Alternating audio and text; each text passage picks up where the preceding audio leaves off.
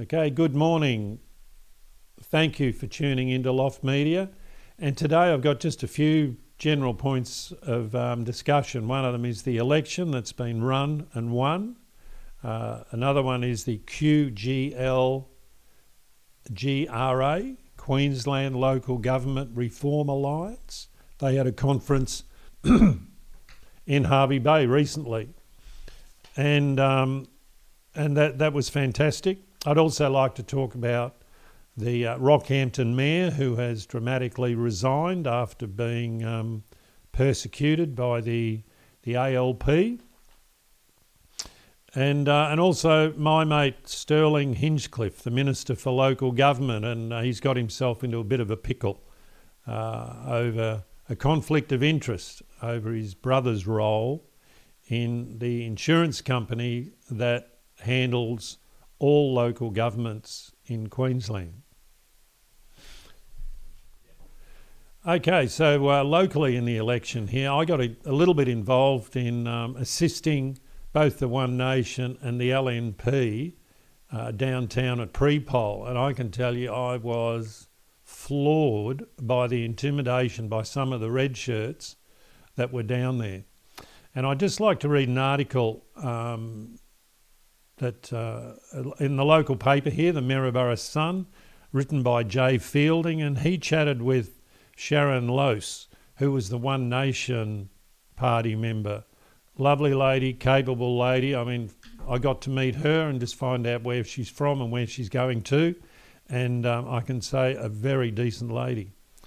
And she was flabbergasted by the behaviour, and I'll just go on in this article. So One Nation's Maryborough's candidate says she's disappointed at what was a messy and at times toxic election campaign, and she hit out at the Labor MP Bruce Saunders. She thanked her volunteers, and it goes on to say the cattle grazier said she was truly saddened by the result in Maryborough after what unfolded during the campaign. The election in Maryborough was marred by accusations of intimidation, assault, threats and thefts. Mrs. Lose accused Mr. Saunders of being disrespectful. I am truly saddened by the fact that even though the sitting ALP MP gave a public display of disrespect for fellow man, the community still sees this as a fit and respectable representative for Parliament, she said. I have greater expectations of representation and a servant to the people, she said. And then there was video of a Labor supporter confronting Mrs. Lose about an Australian flag that she was using went viral before polling day. One Nation leader Pauline Hanson posted the footage to her thousands of followers. Complaints of assault at the pre-poll location were also reported to the police, and in a separate incident, a man was charged by police after allegedly stealing signs belonging to Mr. Chapman. There's also another event that I heard from a fellow that drives a red car, who's a red-shirted person driving the red car. He was stealing signs and putting them in the boot of his car over near Torban-Lee, and when he was confronted, he just took off. So this is the sort of thing that was going on in the background during the campaign. So the self-declared union thug is now the representative for Maryborough, and we'll be holding him to account through Loft Media on the journey through. I do look forward for Maryborough to be getting the manufacturing of the new trains. But I've seen a little bit of a chink in that armour, in that the Premier has said the trains will be made in Queensland. She hasn't said the trains will be made in Maryborough. So let's just keep our eye on that one as we go. This next topic is the QLGRA, which held a conference, their annual conference, in Hervey Bay last weekend. An excellently put together weekend by these people that are passionate about reforming local government in Queensland. And wow, did they have a speaker or two lined up. They had the Integrity Commissioner lady for state within the Queensland government, and she gave an excellent spiel on what she's on about. They had Mr. McSporran, who's the boss of the Triple C for Queensland. He's the man who calls the shots. And then they also had a guest speaker, Petros, from up around Rockhampton Way. And he gave a 30-minute speech which was jaw-dropping. And the man has an amazing talent. He's studying law, and you will hear a lot more of him in the future. He is fighting tooth and nail for democracy for Queensland. He has seen it slip away and has also been a victim of court abuse, let's say, and within the law system of Queensland. Just a bit of background on Petros. He and his family fled Iran as he was a 14-year-old in 1983. So he well and truly knows that family fled Iran because of the regime of government, which was just, I'll call it evil, and much of Iran is still no different today. It does have a very bad government. So he's fled a country as a young man. He set up his own business. He is very, very clever in regards to computers, and he's studying law as well. And he gave his story, which is well worth listening to, and we will have that, the complete video of that shortly when Petros was. So a man who's passionate about democracy and didn't hold back. Finished with corruption is a pandemic in Queensland. Forget about coronavirus. He says corruption is pandemic. Mr. McSporran, he was the boss of the Triple C. He spoke about the independence of the Triple C, of which most of the people there don't believe that the Triple C is independent of government. Mr. McSporran stressed that point a number of times. He used the example of when they charged Paul Pasali, the former mayor of Ipswich, that none of the media, no one knew, none of the police, anything. He said we hand-picked the police because of the tentacles that Paul Pasali had in and around government and in and around his community, particularly the police, he said. So we had a real crack team who was completely confidential about it. The media didn't know until he was charged at the watch house. Now that's entirely different to my particular circumstance, where I was just judged by the media the whole way through, and everyone knew sort of what was coming next, basically before I even knew what was coming next. So that was, but they finally did get Mr. Pasali. Now, personally, I have seen evidence where I can prove that the Triple C is not independent, and I currently have that. I'm being guided by a legal team in regards to that particular matter. So it's a bit of watch this space in regards to that. So the importance of the Triple C to really be independent is paramount in attacking the corruption and the anti-democracy that is currently within Queensland. Yep. When Mr. McSporran was speaking, he mentioned of a video which I hadn't seen, and maybe you haven't either, but it's a video done by Carl Wolf, who was the CEO for Ipswich, who was charged for a number of offences, and he pleaded guilty. So while he was in remand in the jail, he made a video. So there's a 7-minute video and a 20-minute video. And we'll now just put that, we'll do the shorter one so you can see his story, which has been encouraged to be viewed by every politician, and really if every citizen in Queensland saw the video by Carl Wolf in his prison clothes, sharing some of the things that do go on within prison and also within his head while he was in prison, I think it will deter many people from maybe going down a corrupted path, which was the path that he travelled down.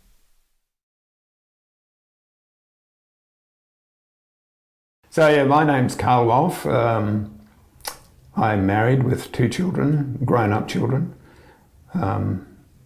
I was the Chief Executive Officer of Ipswich City Council from July 2006 until December 2013. I held other Chief Executive Officer positions in Victoria and New South Wales. I'm now retired and I'm speaking to you now from the Arthur Gorrie Correctional Centre, where I'm on remand waiting sentencing, which will happen next week. So I now expect to be here for some time. You know, I've been through a lot of things in my life, divorces and death in the family and things like that, and all of those basically pale into insignificance compared to the impact of being charged with a corruption and pervert the course of justice charge that I was back in October 2017. In terms of, you know, like if you've been through a divorce, it's very stressful. If you've been through a death in the family, it's very stressful. But if you want to rate those on a scale of 1 to 10, then this exercise with a corruption charge is probably a 12, and death in the family or divorce is about 5. So the stresses that you would experience in this sort of circumstances, everything else in your life probably pales into insignificance. The only thing I could think of that would even be comparable would be if you were told you had a terminal illness. It's at times like this you find out who your real friends are, and I can tell you that there aren't many. You soon find out most people who are friends, or you think are friends because of the position you hold or whatever. But I know that now I can count on one hand the people who I'd classify as still being friends. So your social circle basically just about disappears or to become pretty much non-existent, other than a few real people who you would call close friends. And obviously, generally family will stick with you, but that's about it. Forget the rest. Well, financial effects are also devastating because, first of all, you've lost your job. Unlikely to get another job in any time soon, so you generally have no income. You have to engage lawyers, which is a sensible thing to do, but they're not cheap. And then things happen such as the confiscation. People come back and whatever you got in terms of corrupt monies received, they'll take that back from you. And if you don't have it, you have to find a way to get that money. In my case, I had preempted this and actually sold our home and had the money available, which I'd already put into the lawyer's trust account for that purpose, which was fortunate because the orders for confiscation resulted in the banks freezing all my accounts. So whatever money you've got in the bank, all of a sudden under the confiscation orders, your whole income stream and your whole access to funds are totally frozen, and the banks will not release that until the confiscation orders are lifted. So it's a devastating aspect that you have to sell your own home and return all the money that you've ever got from your corrupt activity. And you have no income, and in the short term you may have no access to any money that you happen to have in the bank. So unless you've got alternative resources, which some people would not have, you can find yourself in pretty dire straits. Again, another additional stress to the stresses you're already suffering from undertaking your legal defence against the charges brought. I remember the first time anybody offered me a corrupt payment or a bribe, and that was sort of back in the 70s when I was still training as an engineer, and I was given the task of looking after driveway constructions into private properties. And there was a number of contractors in that space at the time. And I think one of them offered me $50 to get the driveway done quicker than would normally get done. And this was in a time when I probably earned about, $150 a week. So in relative terms, it was quite a reasonable amount. But I refused it at that time. I guess I was smart enough in those days not to take that bribe. But I've had lots of things over the years where contractors and developers have subtly hinted to, making it worth my while to do something, which I've always avoided and refused. Unfortunately for me, in 2012 and 13, I found myself in a significant financial problem with a business venture that was going bad and investments that were not doing well after the GFC. Whereas in the past I had managed to avoid and not accept any bribes or corrupt payments, the circumstances at the time made me take that offer. I wish now that I had not. I wish I had found another way to do to sort out my financial problems. It certainly would have been a lot less painful than the outcome that resulted from taking those corrupt payments. Oh, I'd say just say no. I mean, my advice is that anything that involves more than one person, that is yourself, as soon as somebody else has information that is detrimental to you, they can use that information at that time in the future. Once you accept those sort of things, you're pretty well locked into continuing that exercise because you have given them some leverage over you, and I don't think you ever want to have somebody with leverage over you. So my advice is just say no. And in fact, in hindsight, some of the things I've been offered in the past I should have actually documented and reported, which is, I didn't do that at the time, but I think if I had to wind back the clock, that's what I would do now. I'd document those things, report those issues. In terms of, somebody giving you tickets to the football or taking you to lunch, I mean, fundamentally there's no such thing as a free lunch. It's always been my view, there's no such thing as a free lunch. So I think to identify corruption or people who might be interested in corrupting you, they will start off fundamentally small, maybe just buying you a cup of coffee. But slowly, it's a bit like a cancer. Slowly it eats away at the body of the organisation through you. So a cup of coffee becomes dinner or lunch. Then it might become a day at the races or a day at the football. Then it might be a weekend away somewhere. And slowly that cancer and cancerous approach increases to the point where you then become involved in real corrupt activity, which will come back, as I said, to bite you straight away or at some time in the future, or will be used against you to increase the favours that you now feel in a position where you can't say no to. The second part of that conference also was this man Petros who spoke, and he's an anti-corruption campaigner. And I'll also like just one little 1 minute grab basically of him, which I'd like you to watch as well. A great speaker, and he spoke about the malicious prosecution of former police sergeant Rick Flory and the incompetence of the... Former QPS Sergeant Rick Flory leaked footage of 4 police officers brutally bashing an unarmed man in a Gold Coast police station car park. None of the officers involved in the attack were ever charged. The main offender was David Jockum, a relation of the former police commissioner. Jockum destroyed evidence from a crime scene which implicated police.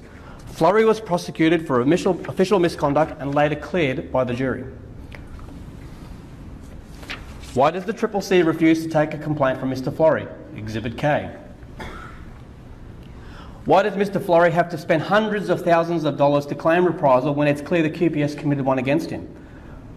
What is the point of whistleblower and public interest disclosure legislation? Why does the new Police Commissioner refuse to give Mr. Florey the service medals he is entitled to? Why does the Triple C not think that conduct itself amounts to another further reprisal? Public servants have no protection.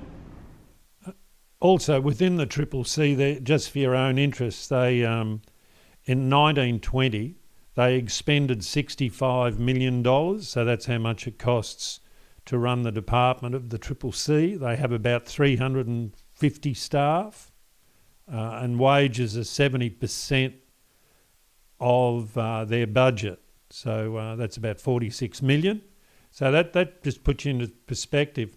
But it's interesting to know their budget, from the records that I was able to find out, was 54 million for the budget, but they went to 65 in actual. So I'm saying this is obviously they needed more resources in the last year. But if this is a sign of the budgetary looseness of the Queensland ALP, this figure of 100 billion or 120 billion, we wait with bated breath as to how bad it is.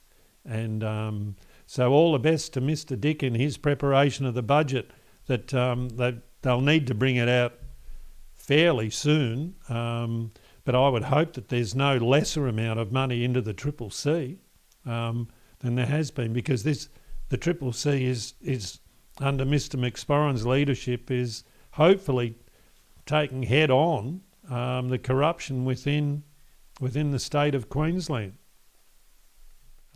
Also, just over the last fortnight or so, I noticed that my Sterling Hinchcliffe, the Minister for Local Government, his brother manages the JLT, which is an insurance company that all councils in Queensland, nearly all over Australia, all the councils pay premiums to this company called JLT.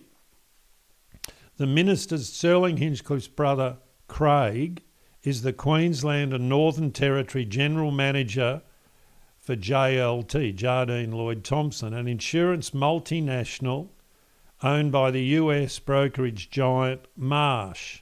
Now, here's where the conflict of interest comes in. So you've got the Minister for Local Government, Sterling Hinchcliffe.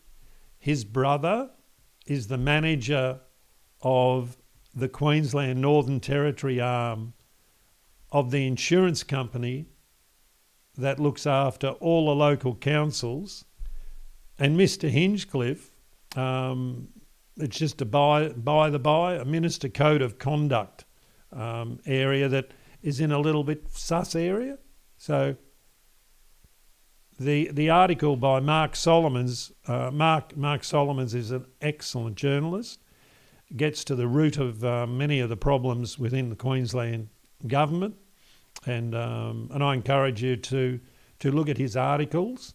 He's a very good journalist who brings forth the truth without bias. So Mark Solomons in his article says that Sterling Hinchcliffe's brother has worked at JLT for 23 years and held his management role there since at least 2016. This year, JLT sought to block the release of emails under the right to information that show the council, this is the Cassowary Council, misled the local community in 2019 about ratepayers' exposure to the private legal expenses of its chief executive, who in 2017 launched a defamation action against a local couple. So here's the CEO of the Cassowary Coast going for defamation against local ratepayers, and the CEO's legal expenses are paid for by the JLT, by the insurance company that council pays these insurance premiums to. So as a private individual, generally the defamation's about private and it's a private expense. But anyway, it's covered, apparently covered. Wasn't for me. My expenses all had to come out of my pocket when the former CEO lodged a defamation claim against myself and all the councillors and council. All councillors had their legal expenses paid, but myself, this is even while I was still the mayor, I had to pay my own. Anyway, that's for a discussion at another time. The article goes on, and it's interesting for you to note that the premium that councils pay to JLT for their insurance is also linked to the LGAQ. So the LGAQ group it all together and they go off to JLT, get the giant premium that councils pay, and then that premium then gets divided up by all the 77 councils of Queensland. The ratepayers basically pay that insurance premium, and no doubt, well, fact is LGAQ, which is not an agency of government. It is a private company. It is limited. It is like the broker who receives a commission from LGAQ. Then at some stage, the LGAQ gives back, depending on the amount of claims, to local councils, like a refund. So they say, LGAQ says it reduces the premium that councils have to pay. So it reduces the subscriptions that council pays to belong to the LGAQ. And I'll just read this last couple of paragraphs by Mark Solomons. Local Government Mutual took in 46 million in contributions from councils in 2019 and returned about 2.5 million to them in the discretionary payments that were used to offset about half the cost of the LGAQ's membership fees. In 2017, Local Government Mutual made a one-off discretionary $6 million payment to the LGAQ to fund a commercial data harvesting project called LG Sherlock, intended for use by local government. So here's the LG Sherlock is something that the LGAQ has implemented over councils or with councils, and it's basically a huge data collection. It's like the big brother of the councils is how I would describe. When I was the mayor, I was quite sceptical as to the direction of this LG Sherlock, and now a couple of years on, I'm even more sceptical. So these are the things that ratepayers are paying. The LGAQ, a private limited company, not an agency of government. It used to be, but it's private, gets a lot of income from local councils.